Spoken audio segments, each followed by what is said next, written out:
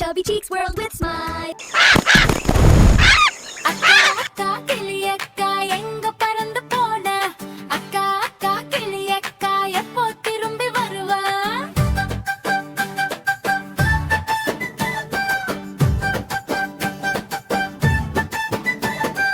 பச்சை நிற சேலை கட்டி பந்தயத்துல போனையா பக்கத்து வீட்டு மாம்பழத்தை திருடி தின்னு வந்தையா கொஞ்சம்